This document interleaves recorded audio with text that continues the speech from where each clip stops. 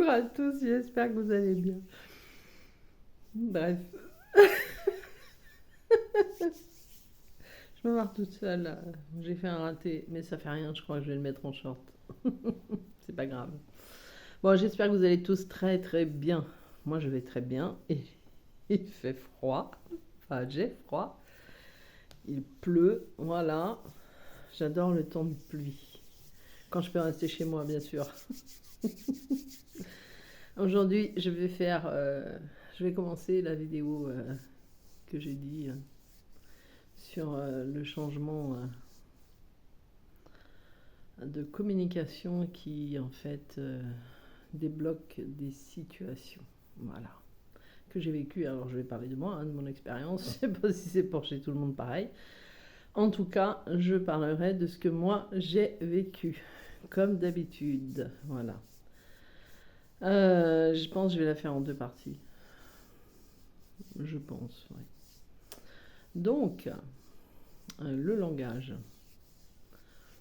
de base, avant de rencontrer ma moitié, je suis une personne qui communique beaucoup, beaucoup, beaucoup, beaucoup, beaucoup, parce que, euh, parce que j'aime beaucoup parler. J'aime beaucoup échanger avec tout le monde en général. J'aime beaucoup parler avec moi. J'aime beaucoup parler oui, avec moi. Et j'aime beaucoup parler avec les animaux. J'aime beaucoup parler à la nature. Voilà, moi, c'est ça. J'ai été, avant de le rencontrer, je suis assez sociable. Je suis du genre à rigoler pas mal, surtout de moi, quand je fais des conneries. Mais voilà, j'ai un côté positif assez, assez élevé. Voilà, de la rigolade, j'ai, j'ai encore, hein, mais j'avais un côté très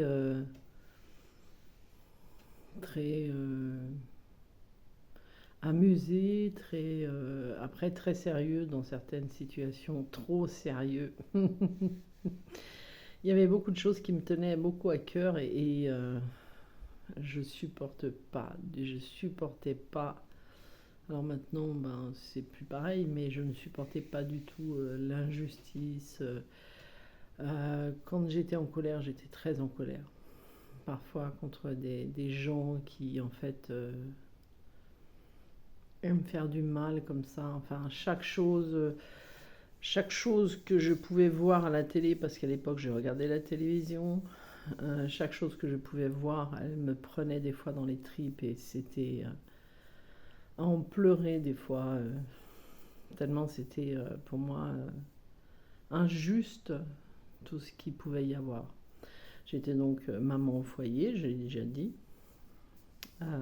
J'étais mariée et je travaillais en VDI.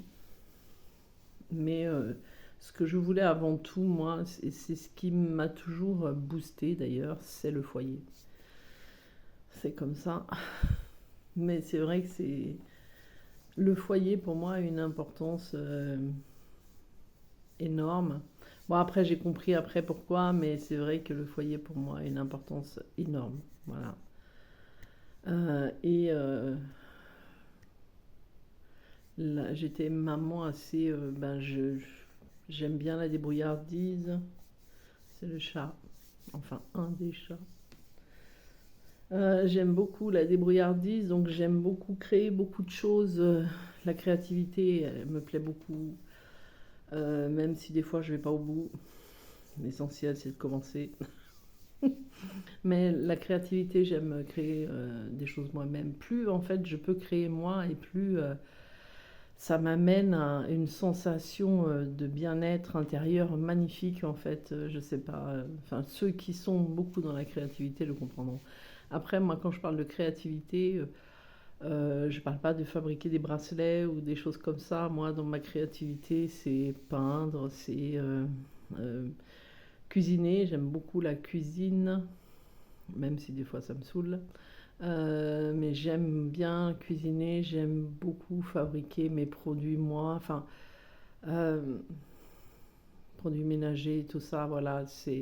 J'ai repris il y a pas très très longtemps, c'est par épisode, parce que dans ce cheminement, vous pensez bien que des fois, ma cache walou, on s'en fout. Quand on n'est pas bien, on s'en fout. Mais de base, voilà, c'est ce que j'aimais faire. Et c'est vrai que j'étais dans un contexte, ce qui m'a toujours animé, c'était la petite maison dans la prairie. J'en ai beaucoup parlé de la petite maison dans la prairie, mais parce que trouvais ça tellement extraordinaire. Bon, en vrai, je sais pas comment c'était, mais en tout cas, par rapport à la série, je trouvais ça vraiment extraordinaire, cette entraide, cet amour qui peut en sortir, cette connexion au divin, tout ça, la débrouillardise, la création, tout ça, c'est quelque chose qui m'a toujours attirée. Et donc j'étais un peu comme ça, je pratiquais la magie aussi, euh, de ce que... Je sais pas si on peut donner un genre, moi je suis plutôt... j'ai ma propre magie comme chaque sorcier sorcière, voilà. J'aime pas tout essayer, hein. Pas du tout. Dans d'anciennes vies, j'ai déjà pratiqué certaines magies qui n'étaient pas très bonnes. Du coup, dans cette vie-là, non. Dans cette vie-là, c'est l'inverse.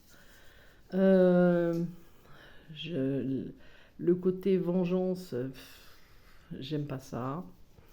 Euh, j'ai eu du mal, moi. La difficulté, c'est que j'ai eu beaucoup de mal quand certaines personnes nous font du mal. J'ai beaucoup de mal à faire la même chose. Je, je, je me dis que euh, il y a toujours un retour du bâton de toute façon. Voilà. Mais ça ne m'empêche pas maintenant. Donc, comme je vais faire la première partie, il faut que je me reconnecte à la première partie de ce que j'étais. Voilà, j'étais un peu comme ça. Et bah, j'avais confiance en moi en tant que femme, en tant que mère, en tant que femme mariée. J'avais un cercle d'amis très grand, enfin très familial, grand et familial, voilà, avec des soirées familiales. Alors je parle pas de soirées extérieures en boîte parce que alors, moi ça, depuis que je suis plus, ouais, un certain nombre d'années, je ne suis pas allée dans ce domaine-là. Ça a été fini pour moi, ce côté-là depuis, je les compte plus les années. Mais j'ai profité, voilà, beaucoup beaucoup profité du monde un peu, un peu à éviter maintenant. Voilà. Donc, quand j'ai rencontré mon jumeau, donc moi, enfin quand je me suis reconnectée, donc moi j'étais comme ça. Lui était isolé. En plus, moi, je viens d'une très grande famille, hein, une très grande famille, parce que j'ai arrêté de compter. Parce qu'un jour, je me suis amusée à compter combien on était dans ma famille, en comptant mon père et ma mère. Je ne pouvais plus après, ça a été trop nombreux, donc j'ai une très très grande famille. J'ai quand même, en tout, on est 8 frères et sœurs, même s'il y en a que je ne côtoie pas, on y est quand même. Voilà. Et voilà, j'étais vraiment. Moi, je suis le côté très famille, très. On est nombreux, les repas de famille, les fêtes de Noël en famille, voilà, la dinde de Noël, voilà. Mon jumeau est fils unique. Donc, voilà. Donc, quand je l'ai connu, lui, c'était quelqu'un qui était en apprentissage, beaucoup de choses, très connecté. Et il avait un travail de cadre, tout ce que je déteste. Enfin, tout ce que je détestais, maintenant je m'en fous hein, quand même. Mais un travail de cadre. Et pour moi, voilà quoi. Moi, je préférais, oui, oui, on peut dire ça, je préférais la classe ouvrière. Voilà. Hmm. Donc, la communication entre les deux, elle était assez. Quand je l'ai connue, j'étais trop impressionnée. Parce que on n'avait pas le même langage. Lui, il parlait très bien. Et je me souviens d'ailleurs de quelque chose que je lui avais dit au début que je l'ai connu.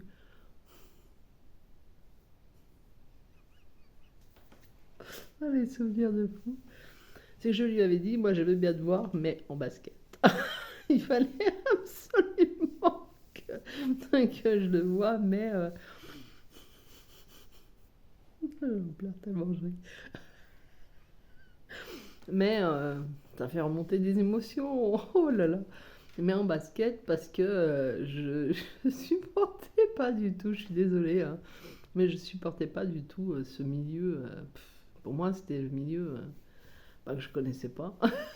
Le milieu très, très différent du mien. Et malgré que j'ai beaucoup de connaissances au niveau, en fait, des ressentis, de la médiumnité, de ce que je pouvais voir, de la pratique de la magie, de tout ça, euh, même si des gens me parlent des fois, me parlaient, parce que j'en connais d'autres aussi, hein, qui sont, qui étaient différents de moi, mais même si le langage, je le comprends pas avec certains mots, je le vois, je le vois en ressenti en fait. Je comprends les gens qui me parlent, mais en ressenti. Voilà, en médiumnité, en ressenti, là, je peux comprendre ce qu'ils me disent. Mais par contre, en verbal, il y a certaines choses qui en fait ne m'allaient pas du tout. Et lui, quand il me parlait, moi, je me sentais tellement impressionnée, mais parce que c'était pas du tout mon monde, quoi. Pour moi, c'était pas du tout le monde dans lequel j'ai évolué, hein. Donc, quand il me parlait,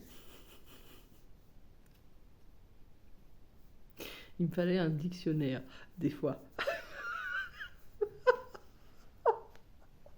Ah, mais là, quand je me rappelle, oh là là. Il me fallait un dictionnaire ou alors Google pour me donner un coup de main pour me dire ah, mais qu'est-ce qu'il est en train de me dire. Et dans ces cas-là, je faisais comme si de rien n'était. Mais après, je me dis ah non, mais c'est quoi ça? Moi, je parle pas comme ça. Voilà, c'est pas du tout mon monde. Enfin bref. Et du coup, la communication au début, elle était. En plus, on parlait beaucoup, beaucoup, beaucoup. Mais je me disais toujours, mais il va me trouver complètement idiote. Moi, j'utilise pas ces mots que lui, il utilisait. Enfin voilà, donc au tout début, la communication, autant elle pouvait être fluide, hein, parce qu'on se parlait énormément, tous les jours. À part quand il me quittait des fois pendant un jour, ou deux, ou trois, pas plus. Mais sinon, on se parlait tous les jours, tous les jours, tous les jours. Et des fois, toute la journée. Donc, on parlait de plein de trucs, mais je ne sais pas exactement vous dire. En plus, heureusement, Eureka, on a beaucoup de choses en commun, puisqu'on a tout ce qui est paranormal, tout ce qui est, oui, paranormal, spirituel, tout ça en commun. La cartomancie, etc., etc. Donc ça, heureusement, on pouvait parler. Donc pendant toute cette phase de lune de miel, on échangeait énormément et des fois, et il y a un moment, quand les égos se sont, hop là, comme le coucou qui sort là, toutou.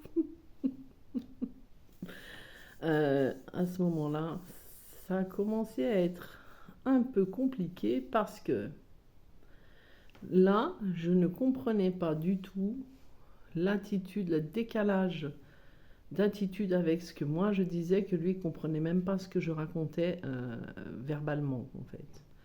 Donc là, ça a été un petit peu compliqué. Il y a eu le langage aussi, en fait.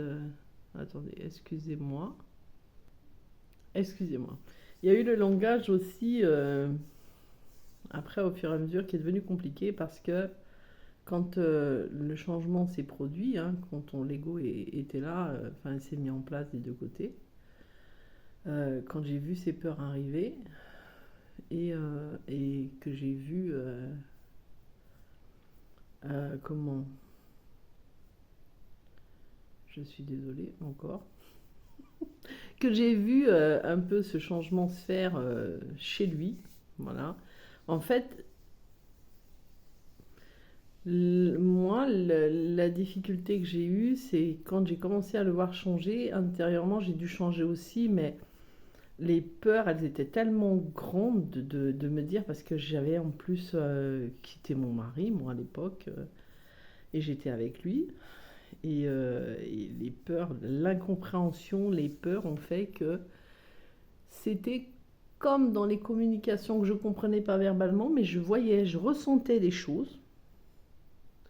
Je voyais des choses, je ressentais beaucoup en médiumnité, parce que ma médiumnité, elle s'était expansée beaucoup, beaucoup, beaucoup, mes ressentis encore pire. Et du coup, j'avais du mal à comprendre ce qu'il me disait, parce qu'en fait, ce qu'il me disait, ça ne correspondait pas du tout à ce que moi je voyais et à ce que je ressentais. Donc j'avais tendance toujours à en fait m'énerver et puis lui dire mais qu'il mentait. Moi je lui disais toujours mais tu mens, c'est pas vrai ce que tu dis. En plus il me cachait énormément de choses, il m'a caché de plus en plus de choses. Et alors là, ça a été de pire en pire. Donc ma façon de parler était beaucoup dans le reproche, beaucoup les peurs hein, qui ont pris le dessus. Donc beaucoup de reproches, beaucoup dans pas Madame je sais tout parce que je savais donc, mais bon un peu ce côté qu'on peut dire d'une personne, ça c'est Madame je sais tout, donc on va le mettre pour moi, voilà. Et en fait c'était assez difficile parce que j'avais tendance à ne pas comprendre en plus parce que lui qui me disait m'aimer énormément, d'un coup, c'est limite, enfin, il me disait je ressens plus rien. Et moi, la panique totale, je me disais mais c'est impossible, comment. Alors moi, c'était beaucoup les questionnements intérieurs. Là, je crois que le mental, il est parti, mais euh, très très haut, très très très très haut. Et je me disais, mais attends, il a parlé qu'on allait faire ça ensemble, donc ça plus tard ensemble. Donc lui, il connaissait la mission d'âme commune, il avait commencé à m'en parler au début, donc je me disais, attends, il m'a dit ça, il veut qu'on emménage ensemble, et pourtant il est comme ça, c'est pas normal.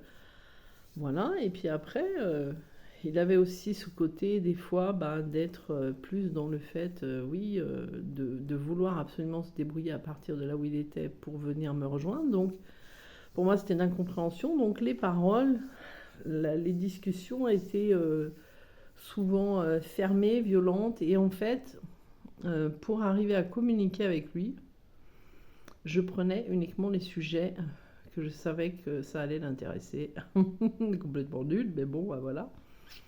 Donc je parlais beaucoup de cartomancie, de ressenti, etc. Sauf que, à un moment, lui ne ressentait plus rien. Donc, comme il ne ressentait plus comme moi les âmes, qui ne ressentaient plus les choses, le monde, je suis désolée, qu'il ne ressentait plus les choses que l'on pouvait ressentir quand on était vraiment en bonne phase, là, il me disait non, je ressens rien, non, ça c'est pas vrai, c'est un leurre. En fait, il déconstruisait tout. Il faisait comme si tout ce qu'on avait vécu, tout ce qu'on connaît quand on est médium, tout ça, comme si c'était pas vrai, que c'était un leurre de l'esprit, qu'on était des perchés, des fous, enfin des trucs comme ça. Et moi, ça a été très dur pour moi parce que la communication, elle était toujours dans le même sens. Et tu dis n'importe quoi, et c'était toujours dans le reproche. Et j'essayais toujours de lui ouvrir les yeux. Donc j'avais une communication très attaquante, très focalisée sur lui en plus, parce que bien évidemment, à ce moment-là, hein, comme vous le savez, ça m'avait vraiment, à l'intérieur, ça me faisait comme un tsunami. Alors déjà, l'émotionnel était au plus haut élevé. Et en plus j'avais ce côté-là, les peurs étaient ressorties. La peur de l'abandon, elle est arrivée, mais en flagrant. Mais je me disais, mais en fait, je vais même pas lui plaire. Mon état d'esprit ne lui plaît pas. Je vais pas lui plaire. Je lui conviens pas. Donc je me remettais beaucoup en question. J'étais vraiment à l'intérieur dans un mal-être, mais de malade. Et j'essayais en fait de tout faire pour lui plaire. Donc j'essayais d'aller chercher les conversations pour lui plaire, la façon de parler pour toujours aller dans son sens. Oui, t'as raison, oui, ça c'est bien, parle comme ça, c'est bien. Et je me disais en faisant ça, il va voir qu'on est vraiment sur la même longueur d'onde. Et en fait, ça a fait tout l'inverse. Parce que plus j'étais comme ça, et plus en fait, j'avais l'impression qu'il me trouvait débile, je me sentais inexistante, je me sentais fausse, je me sentais tout ce qu'on veut, mais pas du tout vrai. Pas du tout, du tout, du tout. Et ça a duré un moment, jusqu'au moment où en fait, c'était... ça a duré même jusqu'à pendant la première séparation. Pendant la première séparation et pendant les allers-retours, tout ce que c'était...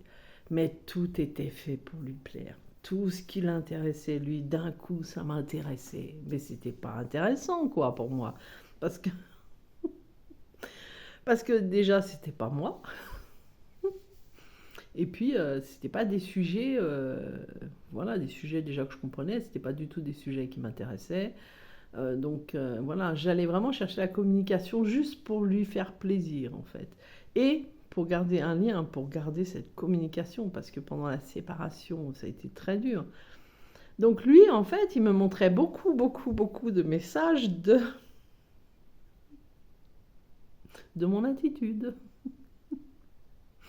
Donc du coup, en effet miroir, c'était plus j'étais comme ça et plus c'était violent parce que plus j'essayais de lui plaire alors que j'étais pas du tout moi-même, j'étais vraiment dans quelque chose de faux, mais je savais tellement plus comment faire et plus j'étais comme ça et plus il m'en balançait plein la gueule, mais à un point inimaginable. Et à un moment, euh, pendant la période des allers-retours, donc j'avais toujours peur, hein, pendant la période des allers-retours j'avais toujours peur, jusqu'à un moment où en fait il est reparti, parce qu'il faisait beaucoup d'allers-retours, il est parti et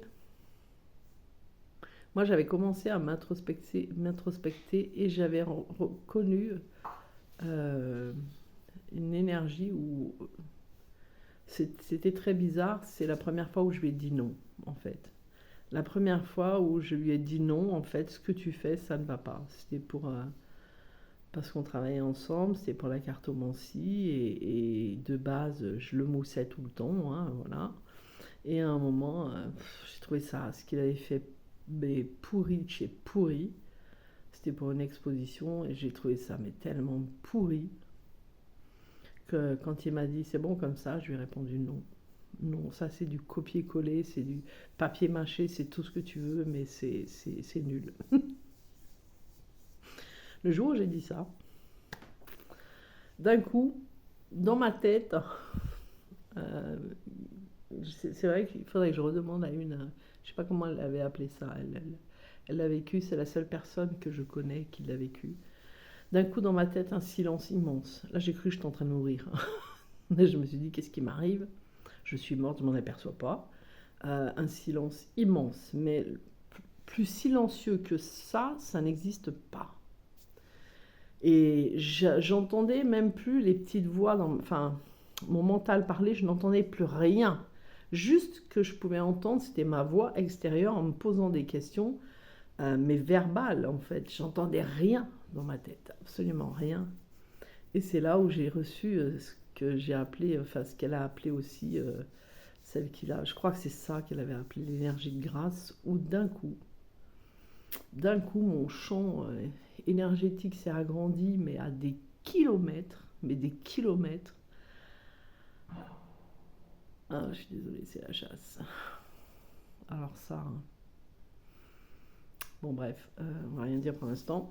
À des kilomètres, mais c'était tellement immense, mais tellement immense. À l'intérieur, je ressentais une énergie d'amour de fou, mais vraiment quelque chose d'impressionnant. Ça m'avait transformé le visage, ça m'avait vraiment fait quelque chose. Je ne sais pas ce que c'était, je ne sais pas du tout. Ça a duré 5 jours. Quatrième jour, ça commence à partir. Ça a duré 5 jours. Et à ce moment-là, ça a été ma première fois où j'ai pu enfin lui dire, où ce que je lui ai dit, c'était vraiment ce que je ressentais. Et après, après, il y a eu donc, ça a créé un changement parce que juste après, c'est là où il est revenu. Quand je lui ai dit non pour la première fois, non, en fait, ce que tu dis, ce que tu fais, voilà, non, c'est nul. Parce que je le pensais vraiment et c'était une réalité. Ma réalité, mais je le pensais vraiment. Dans le travail, en fait. Voilà. Et à ce moment-là, c'est là où après, ouais, il est reparti, enfin il était revenu, il était reparti, il est revenu quelque chose, il est reparti. Quelque chose. Il était revenu quelques jours, il est reparti. Et c'est là aussi où je me suis dit, maintenant, stop. La prochaine fois qu'il me dit je viens, je lui dirai non. Je lui dirai non, tes allers-retours, j'en veux pas. Et c'était tellement ancré en moi, et j'avais tellement changé au niveau de la discussion, des échanges, de ce que je savais tellement en fait maintenant ce que je ne voulais plus accepter, plus supporter, que mon langage était différent. Voilà, donc ça a été vraiment jusque-là, ça a été le cap qui après a fait que j'ai changé ma façon d'être, de faire et de parler surtout. Et ce sera dans la prochaine vidéo. Voilà, pour pas faire des vidéos trop longues. Sur ce, je vous embrasse, je vous souhaite une belle journée. À tout bientôt. Ciao, ciao. Et surtout, prenez soin de vous.